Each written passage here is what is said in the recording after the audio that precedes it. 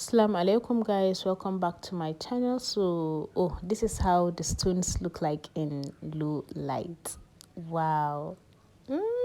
So at first I wanted to just put the stones on the patterns that are attached to the sleeves. Then later on I changed my mind and applied the stones from the top of the gown to the end, but I didn't show that. I just showed putting it on the sleeves. So, it's the same process. So if you're a returning subscriber, welcome back, and if you're a new subscriber, welcome. Over here we have lots and lots and lots and lots to recreate and wear. Okay, so stay tuned and make sure you go through my channel. Okay, yeah. So for this, as you saw, I turned the ankara. It's ankara, and I believe every ankara is 5 yards, I think. Yeah, and the length is 45 inches, so obviously you can't use it using the length. You have to turn it around like you saw me do. I turn it around to use it by its width, so that you can get the full length that you require. And the length that I need is 60 inches. Actually it's 59, but plus sewing allowance I added 1 inch, so it's 60 inches for this A-shaped gown. As you can see, I just folded it into two, and I will be placing my measurements, of course, for the front part of the A-shaped gown. Yeah, and here I'm just placing my shoulder measurement divided by 4, which is 7, and I just placed my neck width, which is 3.5 inches. Yes, and I just marked it out, and then my shoulder, which will be 3.52. Yeah, and I think I just straightened out the line for the neckline. So we will talk about the neckline later, because I was a tad bit confused when making the neckline. And then for my armhole, it's 7. I just drew a straight line from the shoulder point down, and then I extended the line. Then I took out 0.5 inches for shoulder slant. Wait, hold on. Guys, have you registered for my WhatsApp class? No? What are you waiting for? Come on. Seriously. Watch the video before this and you'd see that you absolutely need. If you love making abayas, if you want to start making abayas, then I assure you that class, you need it. You will breathe in that class, okay? Yeah, so back to this gown that we're making. I just marked out my shoulder, the bust point, which is 9 inches, but plus sewing allowance is 9.5 inches. Then my shoulder to my under bust, which is 13 inches, but plus sewing allowance is 13.5. And I extended the lines horizontally. Then I will place in my measurement. Here I'm placing my round bust divided by 4, tight 4 divided by 4, which is 8.5, and I'm placing the same measurement on my armhole. Then I'll be placing my under bust round divided by 4. It is 28 divided by 4, which is 7 inches. And that is what I just placed right now. Then I added 2 inches sewing allowance. Actually 1 inch for sewing allowance, and then the 1 inch, the other inch will be for allowance. Just I don't want it to be exactly fitted. I wanted it to move a bit, so 1 inch is enough. Then I just carved out my armhole. I'm too lazy to do the normal procedure for armhole. You're supposed to take out 0.5 inches from the inside, but I just didn't because I can. That's just it. Yes, and I just connected the armhole to the under bust, and that's it. Then I went back to the neckline. Like I said earlier, guys, I wasn't sure what to do with the neck. You see, at first I carved it out like the normal neckline, but then I decided to do a V-neck, but then I changed my mind again. Then just later on I decided to carve it out. It is a V-neck, but it's not really a sharp V, it's more curved. Yeah, and that's what I just did. You see, so you can decide anything you want. You can make it a high neck if you want, just the basic round neck, or you can make it like mine, or even a V-neck, anyhow you want it. Yes, then from that under bust line that you connected to your armhole, you just draw a straight line down to the end of the gown. You see, make sure this line is straight. That is why I ensured that I was using a ruler. make sure it's straight, okay, so that you don't have curves around your A-shaped gown. And then here I'm just cutting it out. Can you see that little curve? You see? Yes. And I'm just cutting it out. Have you subscribed to my channel? Or you want to miss out on all the things that I'll be posting?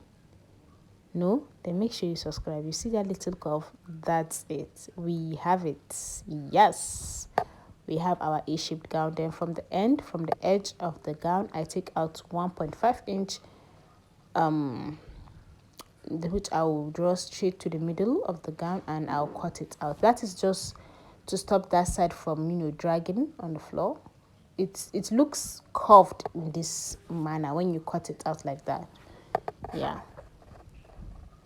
You see, can you see the neck? I absolutely loved how the neck looked like when I sewed. It's like it's looked really cute, like a little sweet neckline.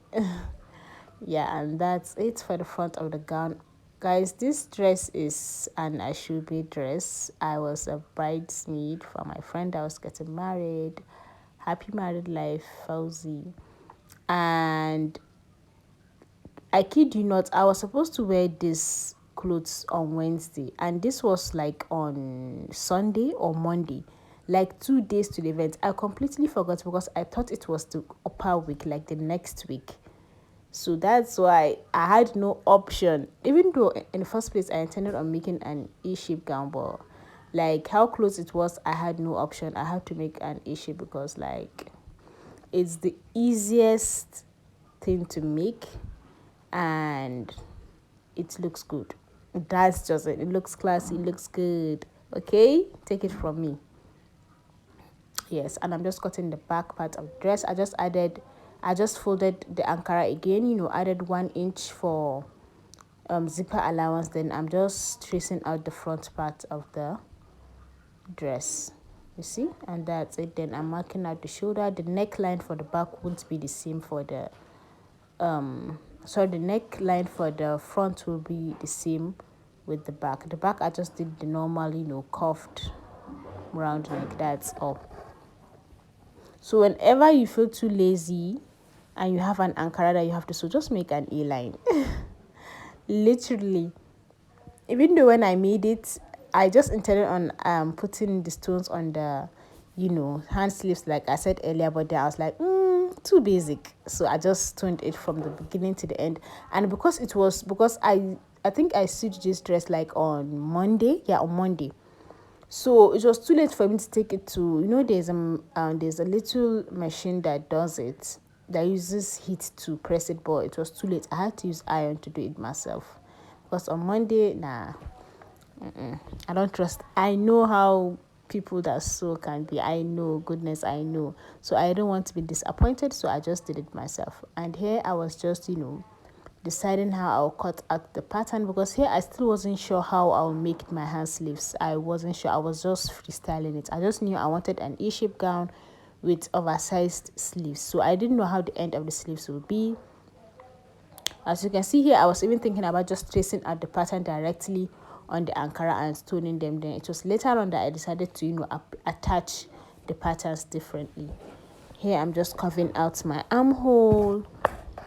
9 inches for the armhole. I'm just normal armhole, and then you see I'm just drawing a straight line down so that the armhole, or sorry, the sleeve opens up towards my wrist. I kid you not, even here I wasn't sure what I was going to do. It was later on that I decided, okay, I should cut out the patterns. You see, using the remnants from the dress that I cut out, I just decided to cut out the patterns that didn't have anything going through them, because as you can see from the ankara, some of the patterns have some lines going through them. So I used the ones that didn't have lines going through them. I cut them out, as you can see, and this can be really tedious, honestly, but it takes time to look good. Okay, so you just have to put in the work. And I'm still cutting out the patterns, as you can see, and honestly it was worth it. Here I was just deciding how I wanted to arrange it, and then here I was sewing them. So you cut out a lining and this fabric gum for it. Yes, you see, then you sew it, and you need a little bit space that you'll be able to turn it around. And make sure you iron, guys. Ironing matters a lot when using patterns. Don't even think about doing it without ironing. Don't even think about it. So this is how I decided to arrange the patterns. So there are big ones and there are small ones. So I decided a big one, a small one, big, small, big, small. That's how I arranged them. So each hand had 5 patterns. As you can see, I have applied the lining to the sleeve. Yeah. Here I was really excited because it was coming out better than I imagined. And here I was sewing the dress. As you can see, look at how the neck, oh my god, I love this neckline. I feel like I'm holding on to that neckline. Like, I'll continue. And here the dress is almost done because it's only the zipper that is remaining. And here this is where I applied stones to the patterns. And here is my niece. Guys, how do mothers make videos or even work? My niece was just disturbing me, guys, so I had to show her.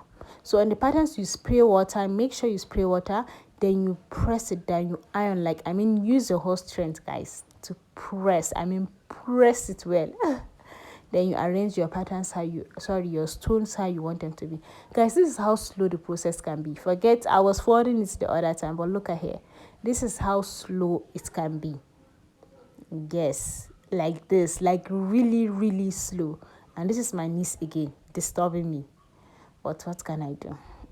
Yeah, so after the arrangement, you place the iron and press hard for 2 to 3 minutes, at least 2 minutes. So this is how you know that the stones are fully, on your Ankara. When their imprint is showing on where you kept them. Do you get me? Like, can you see the imprint? Can you see? Yeah. Can you see the imprint on that carpet here? So that's how you know, okay, the stones, the gum on the stones have melted in onto your Ankara. So you are okay. It won't fall off maybe when you are walking or something. You know that, yes, it's okay. So thank you for watching.